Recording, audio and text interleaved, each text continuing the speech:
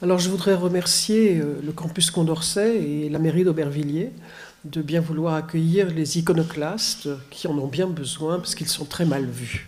De façon paradoxale, l'iconoclasme byzantin n'est peut-être pas le mieux placé, quoi qu'on vienne de dire, pour ouvrir ce cycle de conférences sur l'image en danger, car il ne s'est pas attaqué à l'image en tant que telle, qu'il a au contraire utilisée, mais à l'icône, c'est-à-dire à l'image religieuse à laquelle un culte est rendu. Il peut cependant y figurer à bon droit, car l'exécrable réputation dont il jouit est en partie due au fait qu'il a tout de même, via l'icône, mis en cause la ressemblance, la relation au modèle qui fonde l'image. Revenons sur la distinction entre image et icône. Si, en français, cette distinction semble nette, tant l'icône est liée à l'orthodoxie, elle ne l'est pas autant en grec, où le même mot, eikon, prononcé icône, désigne et l'image et l'icône. À partir de ce mot grec, la langue française a formé une série de mots dérivés qu'elle a refusés au mot image, issu, lui, du latin imago, qui ne peut s'enorgueillir, mais ce n'est pas peu, que d'imagination, imaginaire, imaginer. Ce sont souvent des mots récents, savants, comme iconique ou iconographie, et les antonymes aniconique et aniconisme, dont le sens est d'ailleurs relativement flou. Désigne-t-il l'absence totale de représentation ou seulement le refus de l'image de l'être humain ? Iconoclasme et iconoclaste sont en revanche des mots anciens, de même que leurs antonymes iconodouli et iconodoule. L'iconoclaste brise les images, tandis que l'iconodoule s'en fait le serviteur. D'où la connotation péjorative qui accompagne le mot. L'iconoclaste est ontologiquement un casseur. Mais il s'y ajoute une nuance qui peut, dans nos civilisations dites de progrès, passer pour positive, à savoir que l'iconoclaste bouscule les traditions, ose penser différemment. Ainsi, une maison d'édition a-t-elle pris récemment ce nom pour revendiquer cette liberté de penser. Les iconoclastes byzantins ne furent en fait ni des casseurs, ni des libres penseurs. Voilà ce dont je voudrais vous convaincre durant cette conférence. Mais il faut d'abord les présenter et insister sur un trait qui les rend originaux. À Byzance, en effet, l'iconoclasme ne fut pas, comme au XVIe siècle en Europe, un élément perturbateur, attaquant les pouvoirs en place, ecclésiastiques aussi bien que princiers, mais au contraire, un choix imposé d'en haut par le pouvoir impérial et relayé par l'Église. Ce sont en effet les empereurs isauriens, Léon III, puis son fils Constantin V, qui ont imposé l'iconoclasme à leur sujet. Léon III en 730, quand il a interdit à ceux qui détenaient une parcelle d'autorité par délégation impériale de rendre un culte aux images religieuses, ce qui a entraîné la démission du patriarche, Germain, et celle d'un certain nombre de gens en place. Son fils, Constantin V, a fait, lui, de l'iconoclasme la loi de l'Église tout entière, en réunissant à Hieria, en face de Constantinople, un concile qui se disait œcuménique et qui a interdit la fabrication et le culte d'images pieuses. C'est une image de concile, ce n'est pas celle du concile de Hieria, mais où on voit la place de l'empereur avec les évêques. Le concile est une institution de l'Église, mais également impériale. Il est d'ailleurs convoqué par l'empereur. Donc, Constantin V convoque un concile à Hieria qui se disait œcuménique et qui a interdit la fabrication et le culte d'images pieuses. Voici le texte de l'interdiction. Celui qui ose à partir de maintenant fabriquer une icône, enfin eikone. Fabriquer une icône ou se prosterner devant une icône ou dresser une icône dans une église ou dans une maison particulière ou cacher une icône, s'il est évêque, prêtre ou diacre, qu'il soit déposé. Si c'est un moine ou un laïc, qu'il soit anathématisé et soumis aux lois impériales en tant qu'adversaire des décrets de Dieu et ennemi des dogmes des pères. Fin de citation. Sous Constantin V, l'iconoclasme est donc la loi religieuse de l'Empire et de l'Église, les prescriptions du Concile étant renforcées quelques années plus tard par un serment imposé à tous les sujets. Il s'accompagne, dans la seconde partie du règne, d'une campagne virulente contre les moines, sommés de quitter l'habit et de rentrer dans le monde. Cet iconoclasme triomphant ne survit guère à Constantin V. En 787, un autre concile est convoqué à Nicée par l'impératrice Irène, belle-fille de Constantin V, qui règne avec son fils enfant. Pensé comme œcuménique par le patriarche Thérèse qui le mène, le concile de Nicée dit de Nicée II, pour le différencier du concile de Nicée de Constantin, le concile de Nicée II abolit le concile de Hieria et rend obligatoire les images du Christ, de la Vierge et des saints et le culte qui leur est rendu. Voici le texte de la décision du concile de Nicée II. Nous décidons que, comme le signe de la croix honorable et vivifiante, les saintes et vénérables images et icônes soient à nouveau élevées, celles faites de couleurs, de mosaïques et de toute matière appropriée dans les saintes églises de Dieu, sur les vases et les vêtements consacrés, sur les murs et les planches, dans les maisons et les rues. Nous décidons d'attribuer aux images baisers et prosternation d'honneur, proskinisis, proskinèse. Fin de citation. Ce concile n'est pas du goût de Charlemagne, qui fait rédiger une réfutation des actes du concile de Nicée II, les Libri Carolini, et refuse au concile de Francfort en 794 de l'appliquer dans ses États. L'iconoclasme fait une nouvelle percée en 815. Un empereur soldat, Léon V, appelé comme Léon III pour sauver l'Empire, cette fois-ci du danger bulgare et non plus arabe, rétablit l'iconoclasme lors d'un synode limité à l'Empire. Celui-ci condamne le culte rendu aux images du Christ, de la Vierge et des saints, mais admet les images situées en hauteur auxquelles on ne peut pas rendre un culte. Cet iconoclasme allégé, si on peut dire, et en tout cas sans l'ambition œcuménique de l'iconoclasme isorien, connaît son apogée avec l'empereur Théophile qui rêve de faire concurrence aux Abbassides. Enfin, en 843, l'iconoclasme disparaît du fait de la volonté conjointe de l'impératrice Théodora, veuve de Théophile, et du patriarche Méthode. Son interdiction et la réhabilitation des icônes et de leur culte n'est pas le fait d'un concile, mais d'une cérémonie liturgique le premier dimanche de Carême, où réapparaissent des icônes et où est lu chaque année depuis cette date le synodicone de l'orthodoxie, proclamation des propositions et personnages favorables aux images et d'anathème des propositions et personnages iconoclastes. L'iconoclasme est donc resté la loi religieuse de l'Empire pendant une centaine d'années, en 2 épisodes, coupés par un intermède iconodoule ouvert par le concile de Nicée II. Le premier était combatif et triomphant, le second plus bénin et en tout cas restreint à l'Empire. Il a été ponctué par 2 conciles qui se voulaient œcuméniques et qui ont à ce titre secoué la chrétienté tout entière.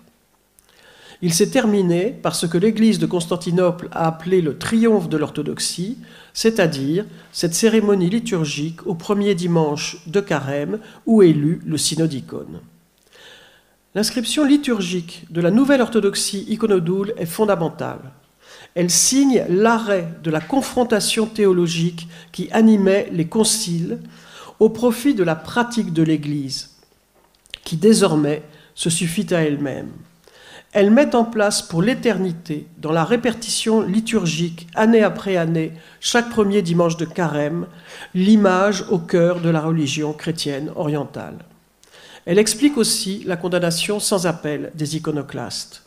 La nouvelle religion s'est construite contre eux et toute tentative de réhabilitation des iconoclastes ne peut être pensée que comme une atteinte à sa propre légitimité. Une telle tentative est d'ailleurs rendue impossible à l'intérieur de l'orthodoxie par la lecture annuelle du synodicone. Ce contexte fait comprendre la raison pour laquelle l'iconoclasme byzantin a si mauvaise réputation. l'Église de Constantinople a fait disparaître tous les textes d'origine iconoclaste, qu'ils aient été détruits ou qu'ils n'aient pas été recopiés, ce qui revient au même. Et elle a construit, grâce à ses propres textes, souvent polémiques et d'une violence rare, une histoire du 8e siècle, un peu moins du 9e, qui est conforme à ses vœux. C'est une histoire de l'Église, traitée sur le mode hagiographique, les empereurs iconoclastes étant présentés comme des possédés et étant installés à la place traditionnelle dans les vies de martyrs des empereurs persécuteurs de chrétiens. Cette présentation a été soutenue par l'Église de Rome, qui, au 8e siècle, avait abandonné la tutelle impériale pour la protection accordée par les rois francs et constitué au passage son domaine temporel en récupérant à son profit les territoires byzantins d'Italie centrale. Légitimer l'opération par l'hérésie des empereurs convenait parfaitement à la papauté qui endossa l'histoire fournie par l'Église de Constantinople. Et comme les historiens ne disposaient d'aucune source d'origine iconoclaste pour contrebalancer cette histoire officielle, celle-ci est restée en vigueur pratiquement jusqu'à nos jours. Ainsi, Littré définit de cette manière l'iconoclaste dans son dictionnaire. Je cite « Briseurs d'images, nom d'une secte d'hérétiques du 8e siècle qui firent la guerre aux saintes images. » Fin de citation.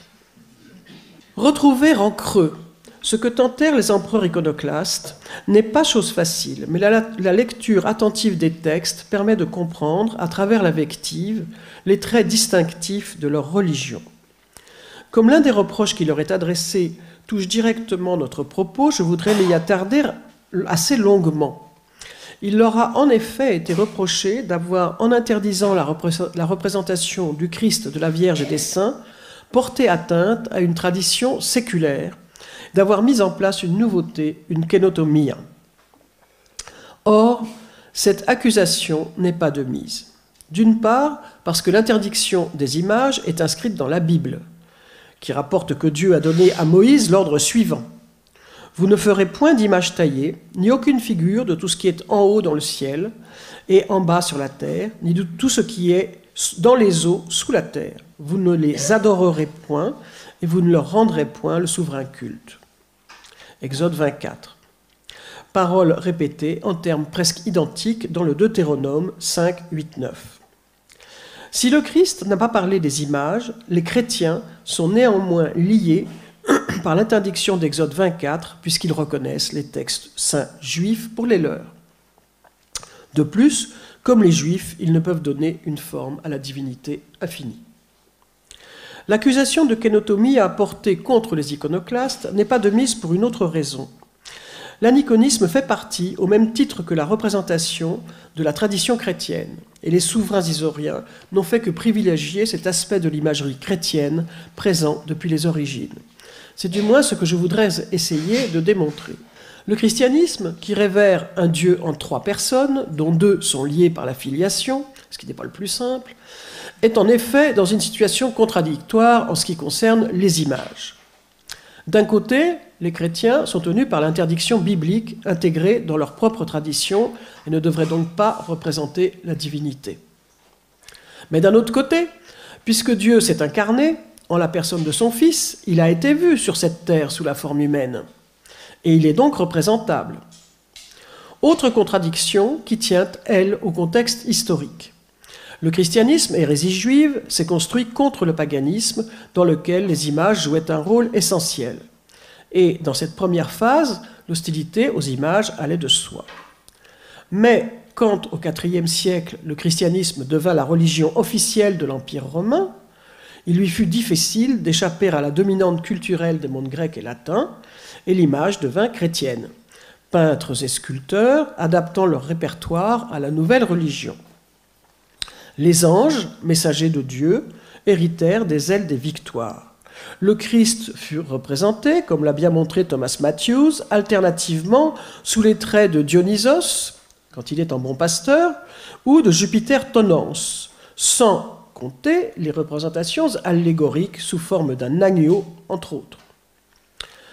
Dans l'Empire romain, dont la partie orientale devient au plus tard, à partir du 7e siècle, l'empire que nous appelons byzantin, Le christianisme s'est donc développé dans une civilisation de l'image où cohabitaient le figuratif et l'ornemental, tant dans la mosaïque que dans la sculpture ou la peinture.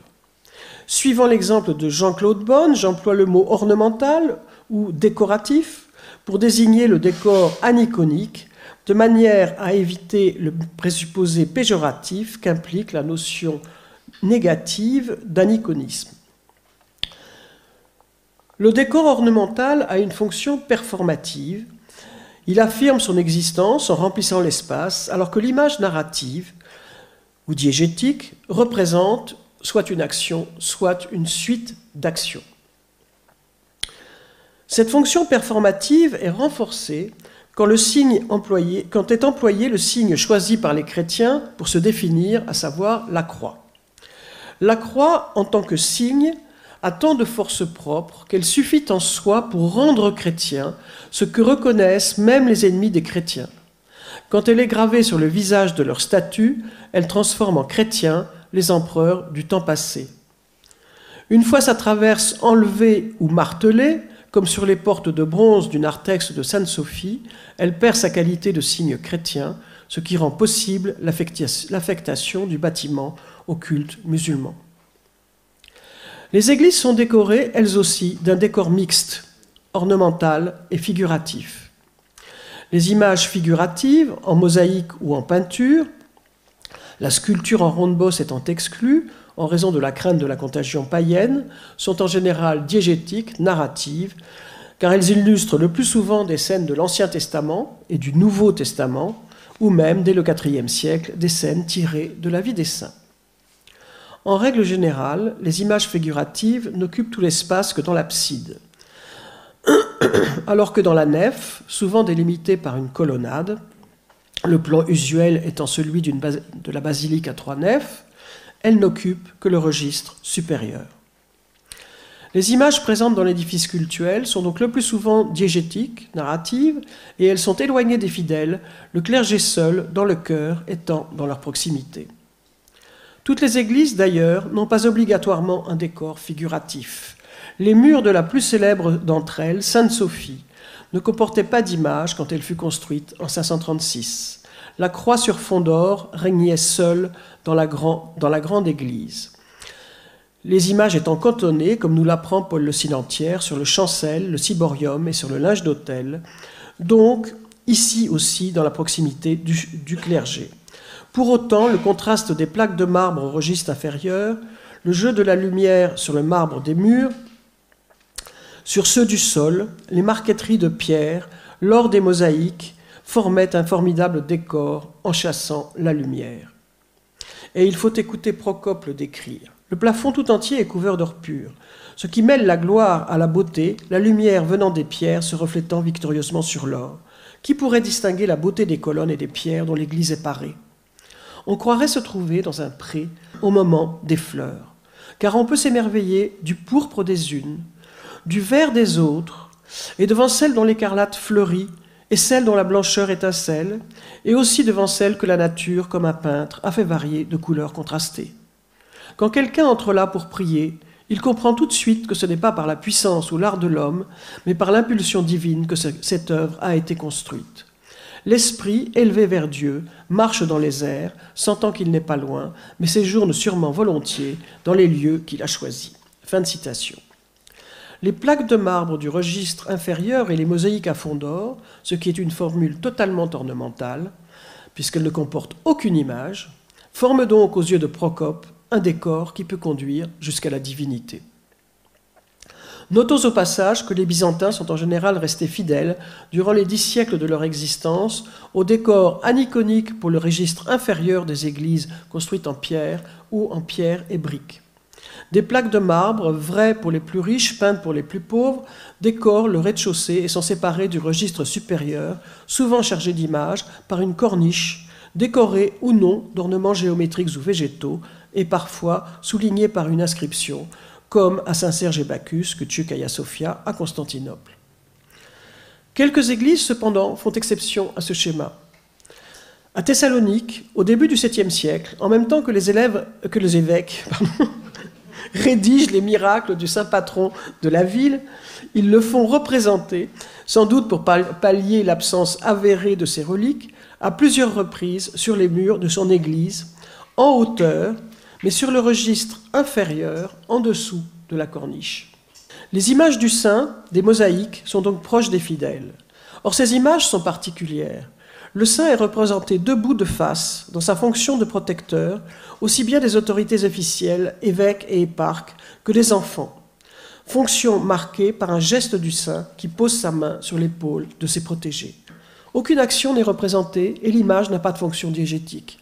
Elle a une fonction performative pour ceux qui la regardent, en ce qu'elle affirme indéfiniment que le saint protège le peuple de la cité.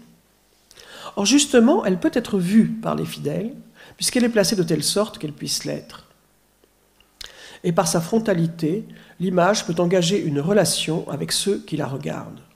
Thessalonique n'est pas le seul exemple.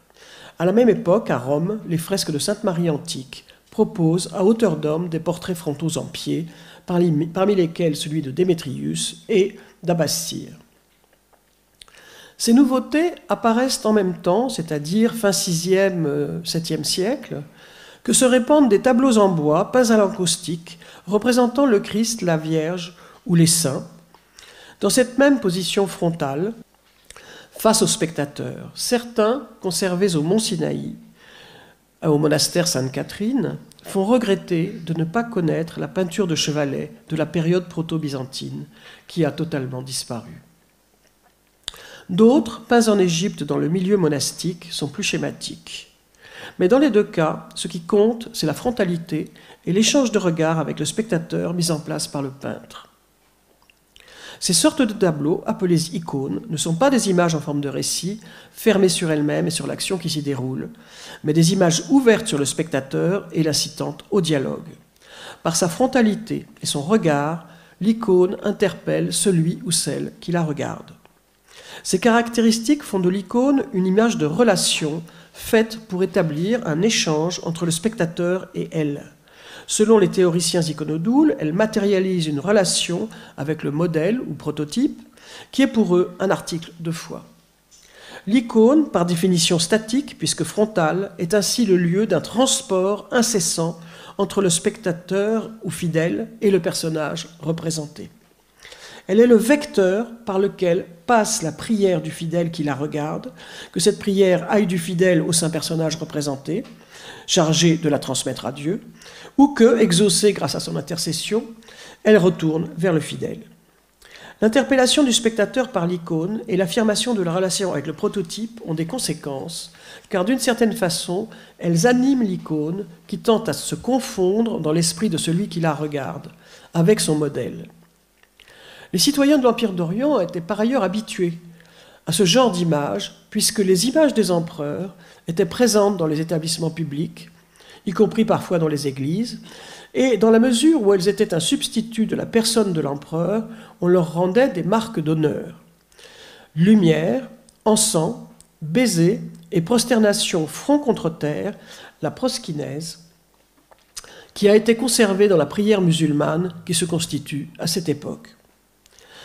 Il est certain que si une icône du Christ se trouve dans une église au niveau des fidèles, cette icône entraîne par sa présence et son regard une réaction de respect de la part du fidèle qui lui rend, comme à l'image de l'empereur, les marques d'honneur habituelles, la proskinèse notamment, comme le fait l'empereur, sans doute Léon VI, mort en 912, devant le Christ sur la mosaïque qui surmonte les portes impériales de Sainte-Sophie.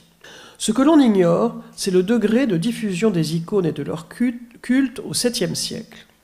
Si l'on en croit les évêques du concile iconoclaste de Hieria, leur généralisation date du 6e concile œcuménique qui s'est tenu à Constantinople en 680 et qui fut complété en 692 par le concile Intrullo.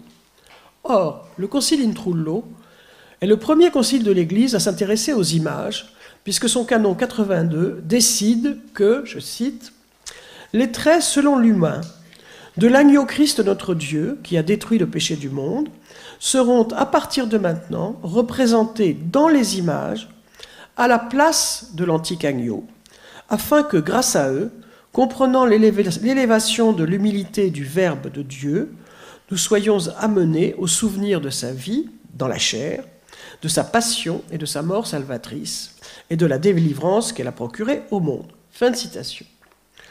Selon le canon, l'agneau, montré du doigt par le prodrome, est un prototype de la grâce, préfigurant au travers de la loi le véritable agneau, le Christ.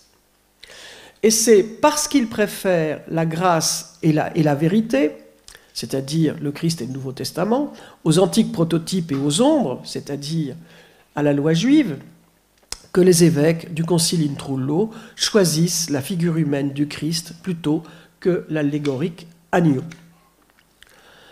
Le choix de la figure humaine aux dépens de l'allégorie semble, à voir l'argumentation des évêques, s'inscrire dans la polémique anti-juive, très active à cette époque.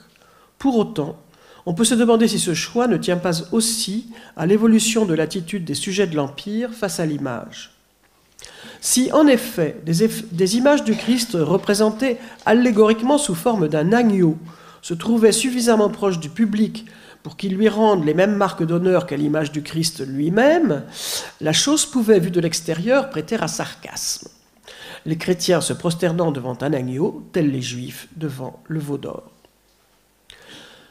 L'évolution de la place de l'image dans l'Église bâtiment et dans l'Église corps du Christ est concomitante avec la lutte de l'Empire pour sa survie face à un ennemi nouvellement venu, le califat arabo-musulman. Les années 690-720 sont cruciales, car depuis les provinces conquises sur l'Empire après la mort du prophète, Syrie, Palestine, Égypte, les califes lancent chaque année flottes et armées à la conquête de l'Empire et surtout de sa capitale, Constantinople, assiégée à plusieurs reprises.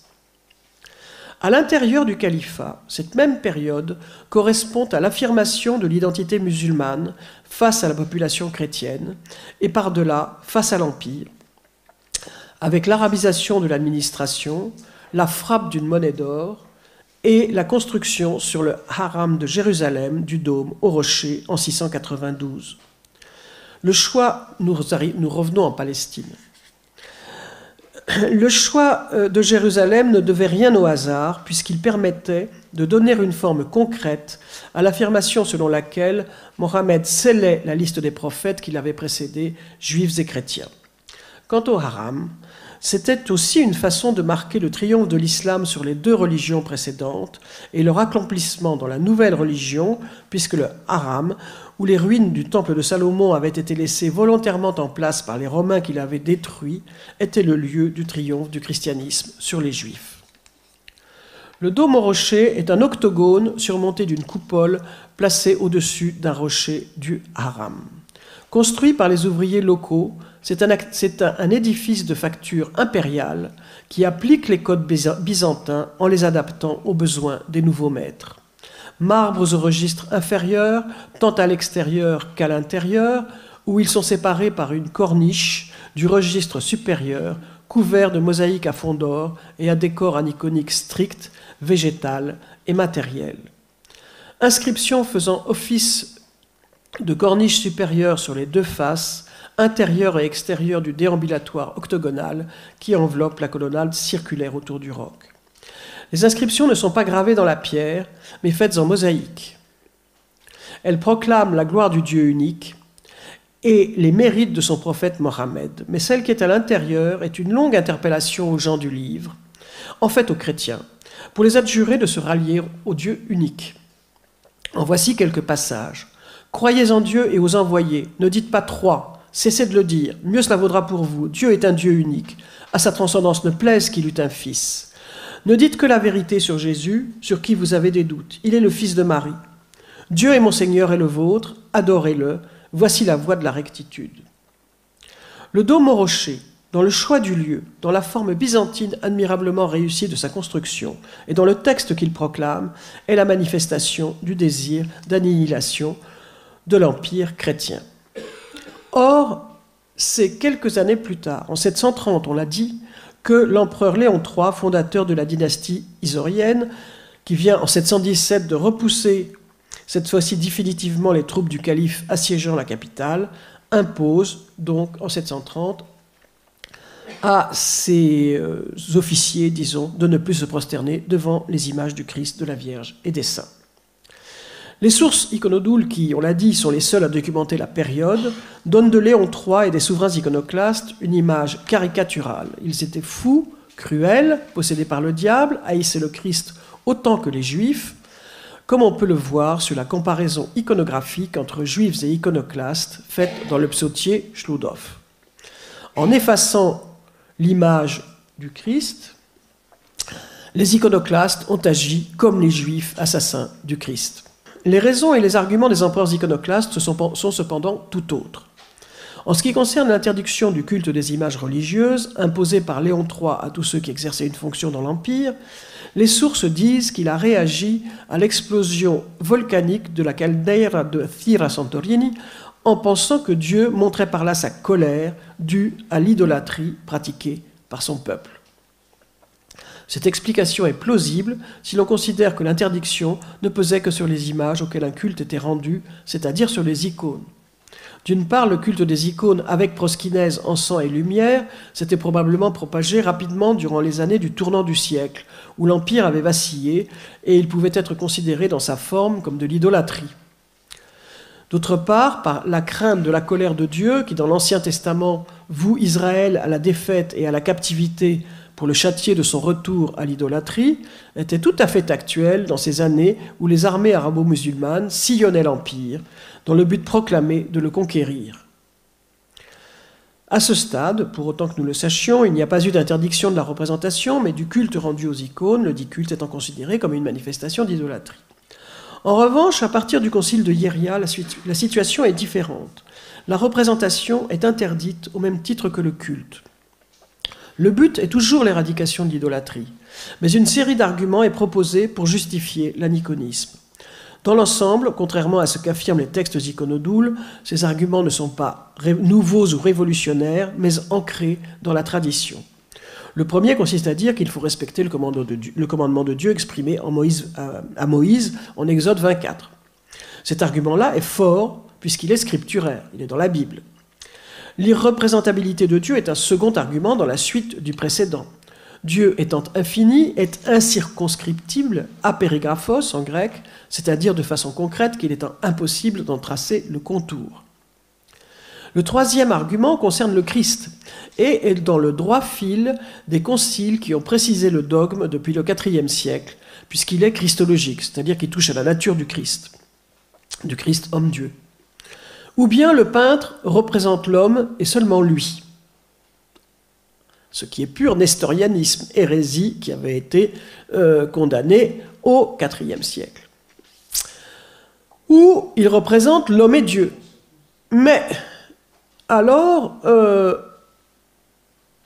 cela limite, par un tracé pictural, la divinité incirconscriptible. Et d'autre part, cela entraîne une confusion des deux natures, digne des monophysites, hérésie qui, elle, a été aussi condamnée au Ve siècle. Enfin, l'icône est l'œuvre d'un peintre, et aucun rite ne lui confère de sacralité. Je cite Hieria, « L'icône ne tient son existence ni de la tradition du Christ, donc c'est pas dans la Bible, c'est pas dans le Nouveau Testament, ni dans celle des apôtres, les apôtres n'en parlent pas, et celle des pères, alors là c'est un peu plus, bon, les pères en ont parfois parlé, ni de celle des pères, et elle n'a pas non plus une prière sacrée qui la sanctifie, afin que de ce fait, elle soit transportée de l'ordinaire au sacré. Mais elle reste ordinaire et sans honneur, comme le peintre l'a exécuté. » Fin de citation. À partir de 754, l'aniconisme est donc désormais la règle en ce qui concerne les images religieuses. L'interdiction dont on vient de voir l'argumentation ne touche pas la représentation humaine en soi, et les images profanes restent à l'honneur, notamment celles qui illustrent la gloire impériale. Puisqu'on sait que Constantin V a fait représenter ses victoires dans des tableaux, icônes, et des peintures murales.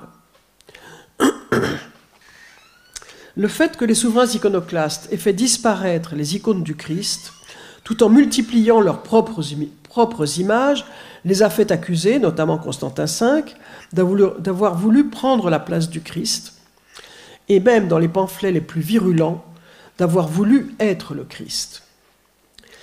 Les images à la gloire de Léon III et de Constantin V ont disparu, sauf les portraits monétaires. Mais le seul témoin daté de la peinture profane sous Constantin V, une image du zodiaque dans les tables de Ptolémée, montre un savoir-faire évident. Il faut en effet prendre garde à ne pas considérer que parce que le décor des églises a exclu la figure humaine, toute pratique picturale de la représentation des corps a disparu durant les 115 ans qu'a duré ce qu'il est convenu d'appeler l'iconoclasme. Les magnifiques exemples de la mosaïque et de la peinture de la seconde moitié du IXe siècle n'auraient pas pu de toute façon surgir de rien. L'aniconisme militant n'est pas le seul aspect des choix religieux des empereurs iconoclastes. Il n'est en effet pas dissociable de leur insistance sur l'Eucharistie, sur la croix et sur la Trinité. En ce qui concerne l'Eucharistie, elle est pour eux la vraie image du Christ, en ce qu'elle est consubstantielle à son modèle. D'après le concile de Hieria, dont je reprends plus ou moins les mots, elle est le corps par convention du Christ, et donc son image. Le Christ a choisi comme image l'essence du pain, qui n'a pas forme d'homme, pour éviter l'idolâtrie. Et, de même que le Christ a rendu sainte sa nature humaine, de même, je cite, « le pain de l'Eucharistie, rendu saint en tant qu'image vraie de la chair naturelle par la visite de l'Esprit Saint, il lui a plu au Christ de le faire devenir un corps divin par l'intermédiaire du prêtre, faisant l'anaphore dans un transport de l'ordinaire au sacré, qui manque justement à l'icône. » C'est moi qui rajoute. Placer l'Eucharistie au centre de la dévotion comme vraie image du Christ, dont l'adoration ne peut entraîner l'idolâtrie, implique d'une part de recentrer dans l'Église bâtiment la dévotion que l'icône mobile et portative avait permis de diffuser dans l'espace public et privé. Cela implique d'autre part de placer le clergé que l'icône rendait inutile au centre de la pratique religieuse. Comme le dit si bien Jean Wirth à propos de la réforme grégorienne, je cite, « Contrairement au culte des saints, qu'il est difficile de contrôler, l'Eucharistie est un phénomène institutionnel. » Fin de citation. De fait, le choix de l'Eucharistie comme vraie image de Dieu a pour effet un contrôle strict de la pratique religieuse et du clergé par l'autorité impériale. Le concile de Hieria avait d'ailleurs pris de très nombreux canons qui ont tous disparu, mais qui constituaient sans doute le volet disciplinaire de ces décisions dogmatiques et dont faisait peut-être partie une réforme sévère du monachisme transformée en persécution par les sources iconodoules. La prééminence donnée à l'Eucharistie par les souverains iconoclastes entraîne d'autre part, à l'intérieur de l'Église, une focalisation sur le cœur et sur la table d'autel. Celle-ci, soumise lors de sa mise en place à des rites de purification nombreux et stricts, est privée des reliques des saints qu'on avait pris l'habitude depuis le Ve siècle au moins d'y placer. Au-dessus de la table d'autel, l'abside est surmontée d'une croix sur gradin, comme on peut le voir dans les rarissimes décors de cette époque qui nous restent, à Sainte-Irène de Constantinople et à Sainte-Sophie de Thessalonique, sous la Vierge à l'Enfant qui l'a remplacée. On voit un peu les bras de la croix, vaguement, les bras de la croix qui existaient auparavant. Les souverains iconoclastes ont en effet accordé une place prédominante à la croix. La croix, signe, typos, et non la croix imagée qu'est le crucifix, lequel n'apparaît en Orient que vers 800, en réaction sans doute à l'utilisation iconoclaste de la croix signe. En tant que signe, en effet, en tant que typos dont la forme immuable découpe l'espace, la croix est ce à quoi l'image ne peut prétendre, le marqueur de la chrétienté, à l'instar du logo d'une marque. Et elle est, du fait de son immuabilité signalétique, plus contrôlable que l'image. Mais, depuis Constantin Ier et la vision du pont Milvius, la croix est aussi, indissolublement, le symbole de la victoire de l'Empire chrétien, comme le souligne l'inscription « Jesus Christos Nica », Jésus-Christ est vainqueur, qui l'accompagne souvent. Or, l'Empire a d'autant plus besoin de la croix signe identitaire et symbole de la victoire, qu'il est menacé militairement et dans son identité religieuse par le califat musulman. Aussi n'est-il pas étonnant de voir, au droit du milliaression, la nouvelle monnaie d'argent créée par Léon III vers 720 pour concurrencer le dirham omeyyade, la croix accompagnée de la formule « Jesus Christos Nica », le revers étant occupé par une inscription à la gloire de l'empereur. La croix, sous forme de monogramme cruciforme, occupe aussi les sceaux de tous les serviteurs de l'Empire, depuis le règne de Léon III jusqu'à celui de Théophile, le dernier empereur iconoclaste. Elle accompagne également les inscriptions célébrant l'intervention des souverains iconoclastes pour rénover la muraille de Constantinople. La place centrale de la croix, chrétienne et impériale à la fois chez les iconoclastes, s'accompagne de l'insistance sur la Trinité. Plusieurs raisons à cela. Face à l'offensive musulmane dont on a vu la vigueur sur l'inscription de la coupole au rocher, ne dites pas trois, cessez de le dire, mieux cela vaudra pour vous, Dieu est un Dieu unique, il leur fallait insister sur ce qui différenciait leur religion du monothéisme de l'islam, d'autant que le choix de l'aniconisme pouvait sembler rapprocher les deux religions. D'autre part, la disparition de l'icône du Christ rétablissait l'équilibre entre les personnes de la Trinité, car du point de vue iconique, Dieu le Père et l'Esprit Saint sont très désavantagés. Par leur anthropomorphisme, peut-on dire, il est impossible de faire une icône, c'est-à-dire une image frontale interpellant le spectateur, de Dieu le Père, iconiquement réduit à une main sortant des nues, comme de l'Esprit Saint, représenté sous forme de colombe ou de langue de feu. L'insistance sur la Trinité et conséquemment sur l'Esprit Saint est sensible dans la définition de Hieria. Elle se marque aussi par le fait que la formule « En onomati tu patros que tu iu que tu aiu pneumatos » au nom du Père et du Fils et du Saint-Esprit ouvre le recueil juridique promulgué par Léon III et surtout par le fait qu'elle est présente sur les sceaux impériaux uniquement sous les règnes des empereurs iconoclastes. Elle entoure la croix sur gradin qui en occupe le droit. De même, les sigillographes datent les sceaux portant l'invocation Aia Trias Voithi, Sainte Trinité aide ton serviteur, de l'époque iconoclaste. L'aniconisme militant a aussi pour corollaire le primat du texte. Textes hagiographiques qui, selon les évêques de Hieria, poussent à imiter le comportement des saints hommes, infiniment mieux que leurs images, mais aussi et surtout l'écriture, au sein de laquelle, ce qui va de pair avec l'insistance sur la Trinité, est privilégié l'Ancien Testament. Cela n'a rien de particulièrement original. Les Carolingiens, à la même époque, font de même. Mentionnons enfin, sans nous y arrêter puisque ce n'est pas directement notre sujet, les autres choix des empereurs iconoclastes, à savoir l'insistance sur le libre arbitre, sur l'importance des œuvres et sur le chant des hymnes et la musique. On voit que l'iconoclasme byzantin résulte de décisions argumentées et se présente comme un ensemble cohérent. Cela fait d'autant plus regretter qu'aient été conservés si peu de témoins des décors qu'il a produits, tant religieux, ornementaux que profanes, figuratifs. On peut tout juste tenter de rassembler les quelques bribes qui les concernent. Ainsi, la vita d'un moine mort sous Constantin V, Étienne le Jeune, affirme, je cite, « Partout où il y avait de vénérables icônes du Christ ou de la Vierge, et aussi des saints, elles étaient livrées au feu, au racloir, au badigeon. Mais si c'était des peintures d'arbres ou d'oiseaux ou bien d'animaux, plus encore si c'était des peintures sataniques de courses de chevaux, de chasse, de scènes de théâtre ou d'hippodrome, on les conservait respectueusement et on les rafraîchissait. » Fin de citation. La même vie de saint précise que le décor de l'église de la Vierge au Blachern à Constantinople avait été réduit à un décor aniconique. Des arbres et toutes sortes d'oiseaux, des bêtes sauvages et d'autres motifs en rinceaux avec des feuilles de lierre, des grues, des corneilles, des pans. Voilà de quoi il l'a décoré, si je puis dire en vérité, il lui a ôté tout ornement. Fin de citation. La mauvaise foi est évidente, les empereurs iconoclastes ont puisé dans la très riche tradition ornementale du répertoire chrétien, et ce choix est en quelque sorte un retour au passé, à la décoration d'avant l'image de culte frontale.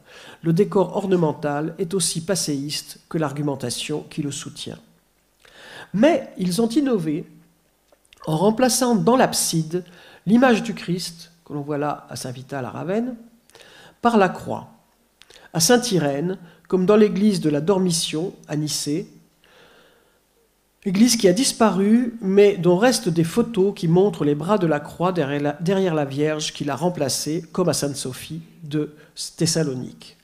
Dans les trois cas, ce sont des mosaïques, la croix se détachant sur un fond d'or particulièrement riche à Saint-Irène.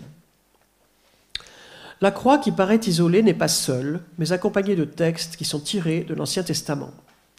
À Saint-Irène, le long de la voussure de l'abside, se trouvent deux inscriptions en mosaïque entourées par des frises d'ornements géométriques. Les textes choisis sont l'un un passage d'Amos 9, l'autre un passage du psaume 64. Or, Amos 9 a pour sujet la colère de Dieu contre son peuple et le rétablissement qu'il offre à la maison de David. J'en cite un passage. « Je ferai mourir tous ceux de mon peuple qui s'abandonnent au péché, tous ceux qui disent « Ces mots qu'on nous prédit ne viendront pas jusqu'à nous, ils n'arriveront jamais. » En ces jours-là, je relèverai la maison de David qui est ruinée, je refermerai les ouvertures de ses murailles, je rétablirai ce qui est tombé, et je la rétablirai comme elle était autrefois. Amos 9, 11-12. Ce passage convient parfaitement à la dynastie isorienne fondée par Léon III et à l'énorme effort de défense et de reconstruction de l'Empire qu'elle a mené. Par ailleurs, il s'applique à merveille à une église relevée après un tremblement de terre, comme l'était Saint-Irène. Mais l'extrait choisi est autre. Amos 9, 6.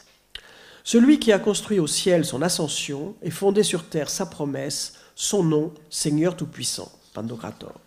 Amos 9, 6 est bien choisi en ce qu'il met en exergue le nom de Dieu et non sa vue. Il peut être interprété comme s'appliquant aussi bien au Christ qu'à Dieu le Père, tous deux habitant les cieux, mais ayant posé sur cette terre les fondations de leur alliance avec l'humanité, le Père par l'envoi du Fils, le Fils par sa mort salvatrice. Il souligne enfin la sacralité du cœur ou vima, lieu de jonction entre terre et ciel. Quant au psaume 64, c'est une action de grâce de David et le passage choisi concerne le temple de Jérusalem. Nous serons remplis des biens de ta maison, ton temple est saint et admirable en justice. Exauce-nous, ô Dieu, notre Sauveur, espoir de tous les confins de la terre et de ceux qui sont loin en mer. Le même verset est inscrit sur la voussure de l'abside de Sainte-Sophie de Thessalonique. Depuis le 8e siècle au moins, il est partiellement intégré dans la prière que prononce l'évêque quand il consacre une église, cérémonie dont l'élément le plus important est la purification de la table d'autel. La conjonction de la croix nue et de ses citations dans l'abside montre à quel point l'église et dans l'église le chœur sont considérés par Constantin V, qui fit reconstruire Saint-Irène, comme le lieu de la sacralité et de l'union du Père et du Fils. Telle est la maigre moisson des décors iconoclastes.